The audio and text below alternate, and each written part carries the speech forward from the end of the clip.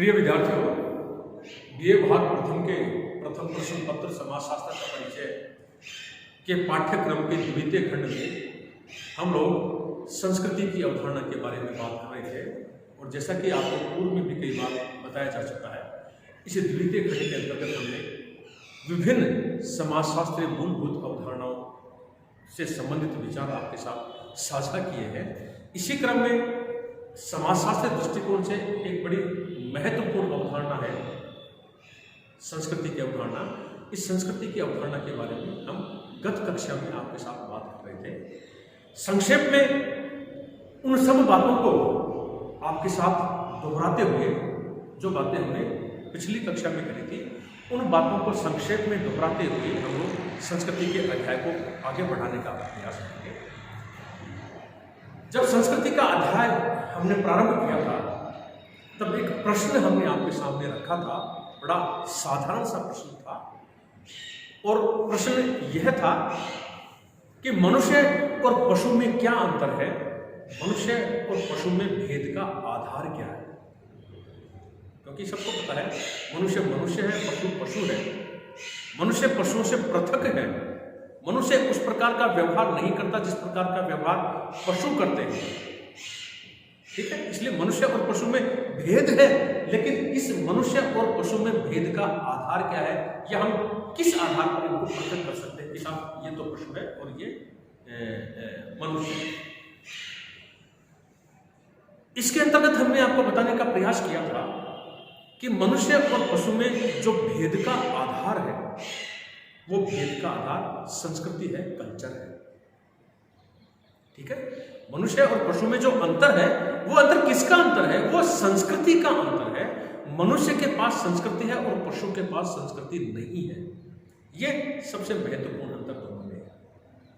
मनुष्य के पास संस्कृति है और पशु के पास संस्कृति नहीं है। इसके कारणों का भी उल्लेख हमने किया था, क्योंकि जन्म के समय मनुष्य भी एक पशु मात्र होता है। जन्म की प्रक्रिया दोनों की एक जैसी होती है। मनुष्य भी जब जन्म लेता है तो वो हाड़ मांस का गोथरा होता है, एक पशु मात्र होता है। और पशु भी जब जन्म लेता है, वह भी हाड़ मांस का गोथरा होता है, वह पशु ही होता है। लेकिन जन्म के साथ ही मनुष्य कुछ विशेषताओं को लेकर पैदा होता है। जन्म के साथ ही मनुष्य कुछ विशिष्ट क्षमताएं लेकर पैदा होता है, जिसके परिणाम स्वरूप मनुष्य संस्कृति का निर्माण कर लेता है और पशु संस्कृति का निर्माण नहीं कर पाते। वो विशिष्ट क्षमताएं या विशिष्ट विशेषताएं क्या है, इसके अंतर्गत हमने आपको बताने का प्रयास किया था कि मनुष्य के पास विकसित मस्तिष्क है, मनुष्य में सीधा खड़े रहने की क्षमता है, मनुष्य के हाथों की बनावट इस प्रकार की होती है कि वह वस्तुओं को पकड़ सकता है, औजारों का इस्तेमाल करने में सक्षम है। इन तीन विशेषताओं के कारण विकसित मस्तिष्क, सीधे खड़े रहने की क्षमता और हाथों की बनावट, इन तीन विशेषताओं के परिणाम स्वरूप मनुष्य में एक गुण आता है,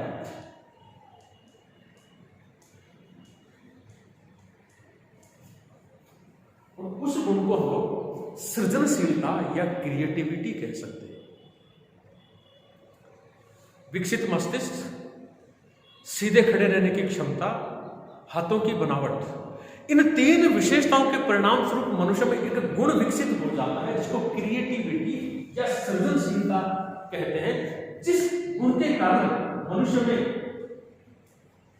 नई नई चीजों का सृजन करने का या उनको क्रिएटिव करने का या बनाने का उसका विचार आता रहता है, उसी के परिणाम स्वरूप संस्कृति भी इन तीन विशेषताओं के कारण मनुष्य में जो सृजनशीलता का गुण आया, उसी के परिणाम स्वरूप मनुष्य ने संस्कृति का सृजन कर लिया, और मनुष्य संस्कृति का धारक, मनुष्य संस्कृति का निर्माता और मनुष्य संस्कृति का संवर्धक हो गया।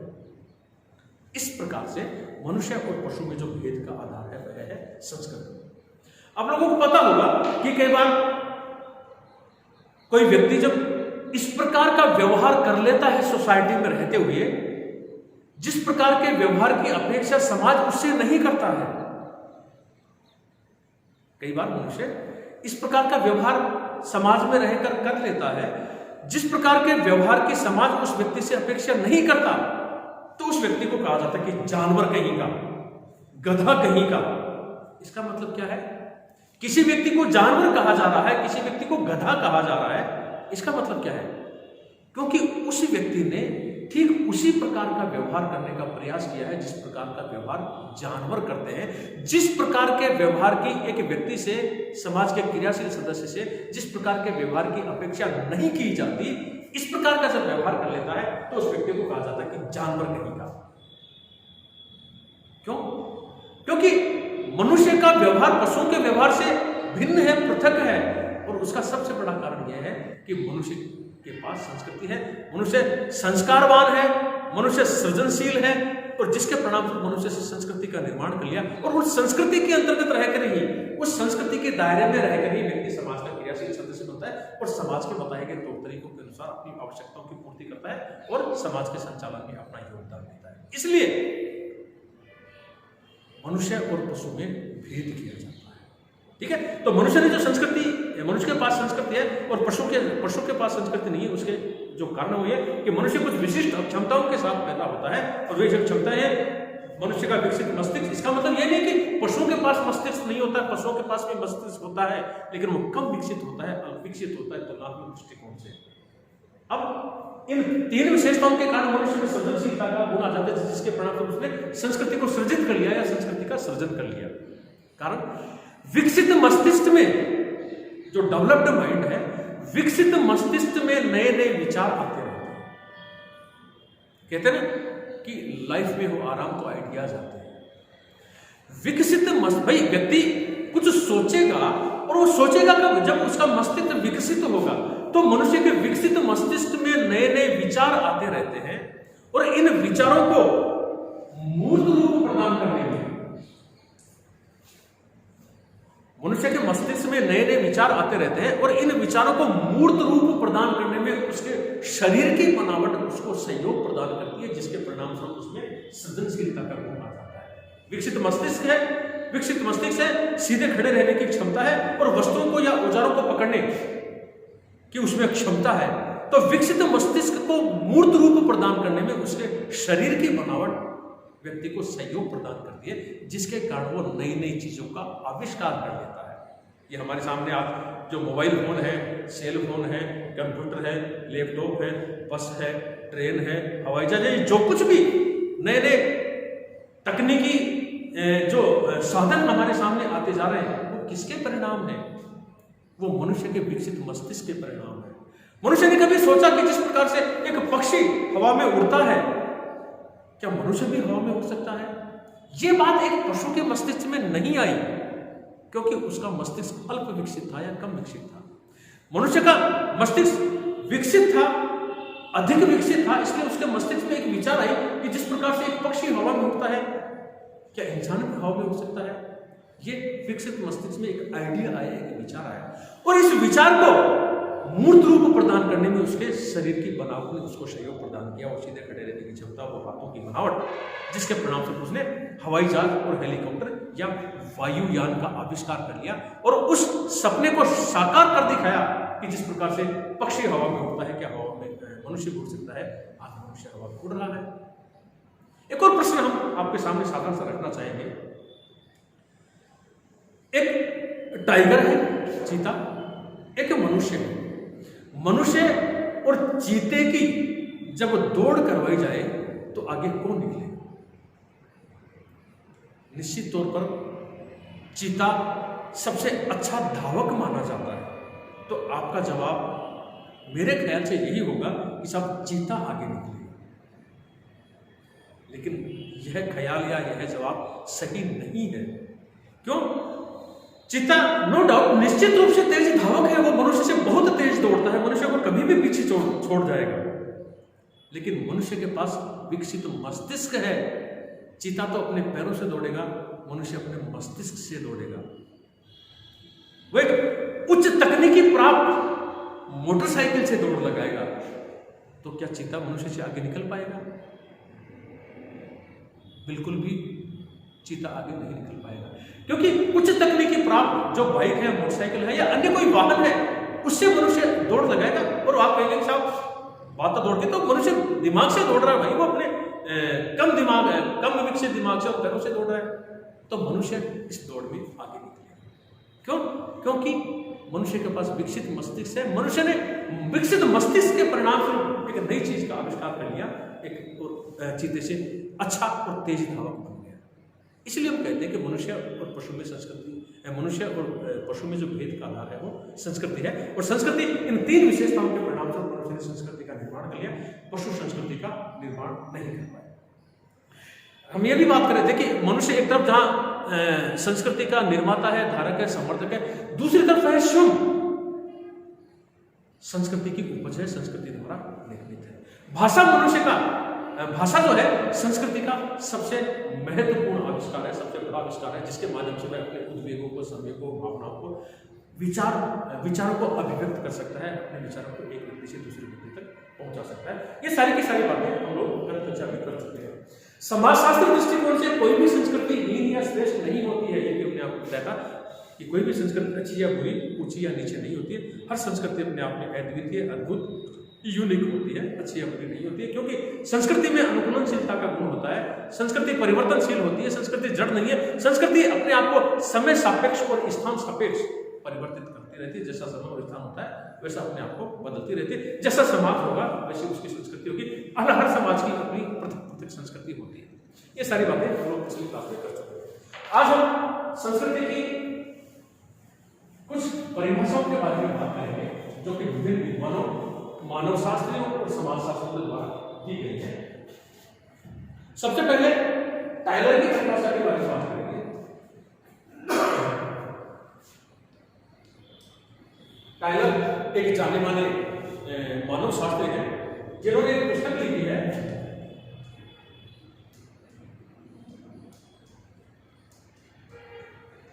पुस्तक का नाम है प्रिमिटिव सोसाइटी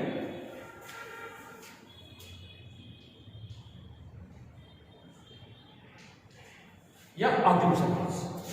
ठीक है, इस अपनी रचना में प्रिमिटिव सोसाइटी में टायलर ने संस्कृति को परिभाषित करने का प्रयास किया है, जो कि टायलर की परिभाषा इस प्रकार से है।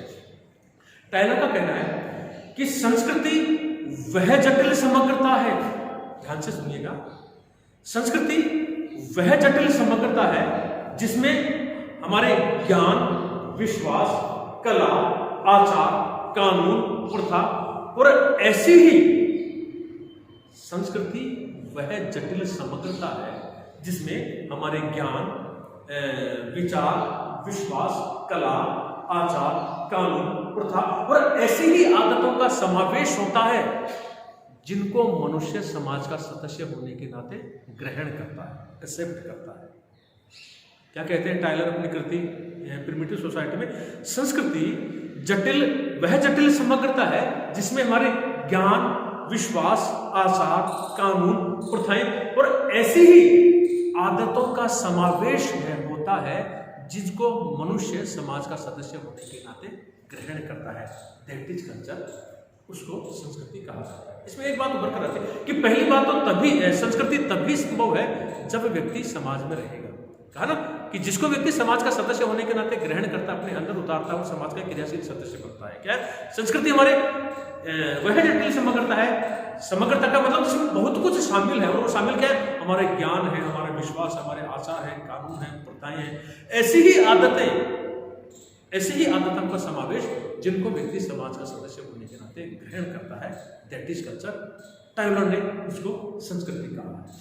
एक और परिभाषा लिंटन की परिभाषा है। लिंटन ने संस्कृति को इस प्रकार से परिभाषित किया है। लिंटन कहते हैं कि संस्कृति सीखे हुए व्यवहारों की वह व्यवस्था है। संस्कृति सीखे हुए व्यवहारों की वह व्यवस्था है। एक बात उभर कर आइए, सीखे हुए व्यवहार यानी कि संस्कृति सीखी जाती है। और कब सीखी जाएगी? जब मनुष्य समाज में रहेगा, तभी संस्कृति सीखी जाएगी। तो लिंटन कहते हैं कि संस्कृति सीखे हुए व्यवहारों की वह व्यवस्था है जिसके निर्माणकारी तत्व किसी विशिष्ट समाज के सदस्यों द्वारा संचालित होते हैं।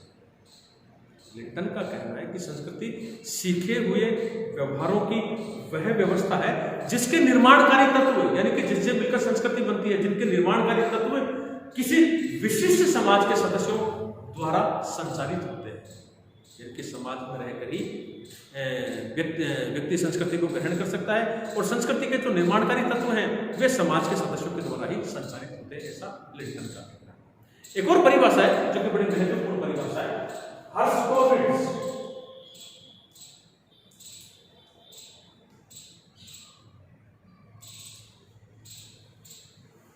हर्स्कोविट्ज़ की एक जाने माने मानव शास्त्री हैं, एंथ्रोपोलॉजिस्ट हैं, और उनकी जो कृति है, उनकी जो पुस्तक है, उनकी जो रचना है, उसका नाम है मैन एंड हिज वर्क्स। हर्स्कोविट्ज़ की रचना मैन एंड हिज वर्क्स, मनुष्य और उसके कार्य। इस कृति में हर्स्कोविट्ज़ ने बड़ी सुंदर, बड़ी सरल और बिल्कुल संक्षिप्त और तुलनात्मक रूप से संस्कृति की सबसे बेहतर परिभाषा देने का प्रयास किया। टायलर की परिभाषा में, लिंटन की परिभाषा और हर्स्कोविट्ज़ की परिभाषा है, इनमें मूल रूप में बहुत अंतर है, जिसका जिक्र हम लोग आगे करेंगे। हर्स्कोविट्ज़ अपने पुस्तक मैन एंड हिज वर्क में सरल, सुंदर, संक्षिप्त और सबसे बेहतर परिभाषा देते हैं। वो कैसे? एक सेंटेंस में हर्स्कोविट्ज़ का कहना है कि संस्कृति पर्यावरण का मानव निर्मित भाग है। Culture is a man made part of nature. Culture is a man made part of nature. संस्कृति पर्यावरण का या प्रकृति का मानव निर्मित भाग है। यानी कि हम आंखें फैला कर देखें, पर्यावरण में या प्रकृति में जो भी भाग मनुष्य के द्वारा बनाया गया है, दैट इज कल्चर, ऐसा हर्स्कोविट्ज़ का मानना है। पर्यावरण है हमारे चारों तरफ, जो भी प्राकृतिक आवरण है वह पर्यावरण है। उस पर्यावरण में, उस प्रकृति के हिस्से में जो हिस्सा, जो भाग मनुष्य के द्वारा बनाया गया है वह संस्कृति है। इससे सरल, इससे सुंदर, इससे संक्षिप्त और इससे जो है स्पष्ट और कोई परिभाषा हमारी नजर में नहीं हो सकती। हम आंखें फैला कर देखें पर्यावरण में या प्रकृति में और ये देखें कि इस पर्यावरण का, इस प्रकृति का कौन सा हिस्सा मनुष्य के द्वारा बनाया गया है। पर्वत पहाड़ मनुष्य ने नहीं बनाए, पेड़ पौधे मनुष्य ने नहीं बनाए, हवा मनुष्य ने नहीं बनाई, चांद तारे आकाश मनुष्य ने नहीं बनाए, पृथ्वी मनुष्य ने नहीं बनाई, जल मनुष्य ने नहीं बनाया। ठीक है, ये सारे के सारे नेचुरल हैं, ये पर्यावरण का हिस्सा है, भौगोलिक पर्यावरण का हिस्सा है। तो ये तो संस्कृति है नहीं, ये तो नेचर के पार्ट है, एनवायरमेंट के पार्ट है। फिर कौन सा हिस्सा मनुष्य ने बनाया है? हम कोई भी आप देख सकता है और उसका जवाब आपका होना चाहिए साहब, ये भवन, ये बोर्ड, ये डस्टर, ये चौक, ये कपड़े जो हमने धारण कर रखे हैं, हमारे जूते, ये पंखा, ये टेबल, ये कुर्सी, ये बस, ये ट्रेन, ये हवाई जहाज, ये लैपटॉप, ये कंप्यूटर, ये मोबाइल। ठीक है, इसके अतिरिक्त हमारे ज्ञान, हमारे विश्वास, हमारे रीति रिवाज, हमारी परंपरा, हमारी भाषा, ये भी किसने बनाए? भाई भवन किसने बनाया? मनुष्य ने बनाया। कपड़े किसने बनाए? मनुष्य ने बनाए। यातायात के साधन, हवाई जहाज, ट्रेन, बस, जो कुछ भी वो किसने बनाए? मनुष्य ने बनाए। सड़कें मनुष्य ने बनाई, बोर्ड मनुष्य ने बनाए, डस्टर मनुष्य ने बनाए, किताब मनुष्य ने बनाई, कॉपी मनुष्य ने बनाई, मोबाइल मनुष्य ने बनाया, लैपटॉप, कंप्यूटर, सब कुछ मनुष्य ने बनाया और अपनी आवश्यकताओं की पूर्ति के लिए बनाया, क्योंकि उसके विकसित मस्तिष्क में विचार आते रहे, इनका निर्माण कर लिया। ठीक इसी प्रकार से हमारे ज्ञान है, विश्वास है, रीति रिवाज है, परंपराएं हैं, प्रथाएं हैं, रूढ़ियां हैं, लोकाचार है, जनरीतियां हैं, जो कुछ भी, जिन सब का हम उपभोग करते हैं अपनी आवश्यकताओं की पूर्ति के लिए, उन सब का निर्माण मनुष्य ने किया है। इसलिए ये सब संस्कृति का हिस्सा है, या यूं कि इन सब से मिलकर संस्कृति का निर्माण होता है। पर्यावरण का मानव निर्मित भाग संस्कृति है। Culture is man made part of environment. पर्यावरण का मानव निर्मित भाग संस्कृति है और इसमें दोनों प्रकार की संस्कृतियों का समावेश है। क्योंकि टायलर जो कह रहे थे, टायलर का कहना था कि संस्कृति वह जगत समग्रता है जिसमें हमारे ज्ञान, विश्वास, रीति रिवाज, परंपराएं, आदतें, सूचनाएं उन सब का समावेश होता है जिनको व्यक्ति समाज का सदस्य होने के नाते ग्रहण करता है। जबकि हर्स्कोविट्ज का कहना है कि संस्कृति पर्यावरण का मानव निर्मित भाग है। पर्यावरण में जो भी हिस्सा मनुष्य ने बनाया है वो संस्कृति है। भवन है, दुकान है, मकान है, ट्रेन है, बस जो कुछ भी हमने आपको पता है, जो दिखाई दे रहा है और जो नहीं दिखाई दे रहा है, जो सामाजिक नियम है, मूल्य है, कायदे हैं, तौर तरीके, रीति रिवाज, प्रथाएं, कानून, रूढ़ियां, जनरीतियां, लोकाचार, हमारे व्रत त्योहार, हमारे अनुष्ठान, हमारे विचार, ये सब मनुष्य के द्वारा निर्मित है और इन सब से मिलकर संस्कृति का निर्माण होता है। ये सब के सब संस्कृति के हिस्से या ये संस्कृति है।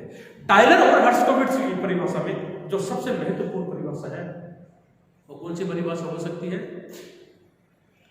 वो परिभाषा हर्स्कोविट्ज की परिभाषा हो सकती है। क्यों? क्योंकि टाइलर की परिभाषा सिर्फ अभौतिक संस्कृति को परिभाषित करती है और हर्स्कोविट्ज की परिभाषा भौतिक और अभौतिक दोनों प्रकार की संस्कृतियों को परिभाषित करती है।